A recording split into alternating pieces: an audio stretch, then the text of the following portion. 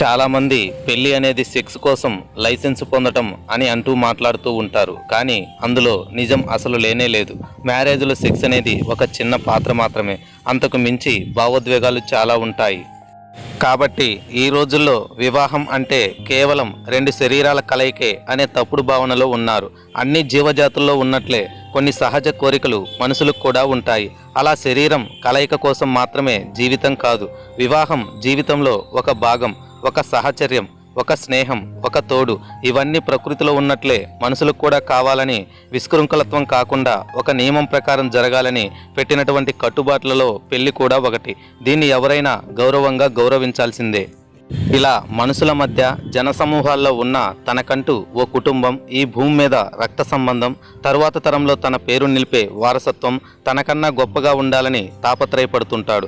ఆకలితో ఇంటికి వస్తే తన కోసం ఆప్యాయతతో వండిపెట్టే ఓ బంధం, అలసిపోయినప్పుడు ఓదార్చే ఓ అనుబంధం, ఓడిపోయినప్పుడు నీతో పాటు నేనున్నానంటూ ధైర్యం చెప్పే ఓ అర్ధభాగం, గెలిచినప్పుడు నావాడు గెలిచాడంటూ సంబరపడే ఒక మురిపెం ప్రతి ఒక్కరికి అవసరమే కదా. జీవితంలో అన్నింటికన్నా బాధాకరమైన విషయం ఏమిటంటే, మనం ఆనందంగా ఉన్నప్పుడు లేదా బాధపడుతున్నప్పుడు మన భావాలను తెలుపుకోవడానికి మనకు తోడు పక్కన లేకపోవటం. ఇలా స్నేహితులు, బంధువులు, సహ ఉద్యోగులు ఎంతమంది ఉన్నా ఒకానొక సమయంలో వారందరూ వారి వారి కుటుంబ సమస్యలతో, సభ్యులతో బిజీగా ఉంటారు. మన కోసం మనకంటూ ఒక సొంత బంధం అంటూ ఏదైనా ఉందంటే అది భార్యాభర్తల సంబంధం మాత్రమే. అందుకే భారతీయ సంప్రదాయాలలో వివాహ వ్యవస్థకు అంత విలువ ఉంది. ఇలా మనశ్శాంతికి పెళ్లి అవసరం లేదు, కేవలం ధ్యానం మాత్రమే సరిపోతుందని నమ్మిన ఒక సన్యాసి కథను ఇక్కడ మనం చెప్పుకుందాం. తన చుట్టూ ఉన్న మనుషుల జీవితాలలో ఇతిబాధలను చూసి విరక్తి చెందినటువంటి ఒక వ్యక్తి మనశ్శాంతికి కేవలం భగవంత మార్గమని ఎంచి ధ్యానం చేయడం మొదలుపెట్టాడు. సాధువుగా మారాడు. ఇలా భవబంధాలన్నింటిని వదిలేసి తనకంటూ కేవలం 2 గోచీలు మాత్రమే ఉంచుకున్నాడు. ఇవి కూడా ఒకటి ఒంటిపై, ఇంకొకటి దండెంపై ఉతికారేసేందుకు ఉంచుకున్నాడు. ఇలా కొన్నాళ్లకు ధ్యానంలో ఉన్నటువంటి సాధువును ఒంటి మీద ఉన్నటువంటి గోచి కొరుకుతూ ఒక ఎలుక ఇబ్బంది పెట్టడం మొదలుపెట్టింది. అలా సాధువు ఈ ఎలుక బాధను భరించలేక ఒక పిల్లిని సాకడం మొదలుపెట్టాడు. అలాగే ఈ పిల్లి ఆకలి తీర్చడం కోసం, పాల కోసం ఒక ఆవును పెంచాడు.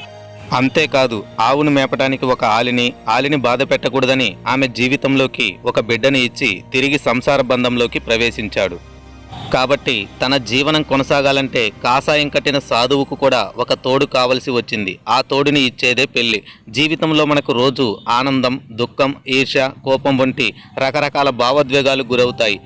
మనిషిగా వాటిని పంచుకోవడానికి మనకు ఒక ఆలంబన, భవిష్యత్తుకు భద్రత అవసరం. అల్లారు ముద్దుగా పెంచిన అమ్మా నాన్నలు మనకన్నా ముందే మనల్ని విడిచి వెళ్ళిపోతారు. తోబుట్టువులు వారి జీవితాన్ని వెతుక్కొని వాళ్ళ సంసార జంజాటంతో ఈత కొడుతూ అందుబాటులో ఉండకపోవచ్చు.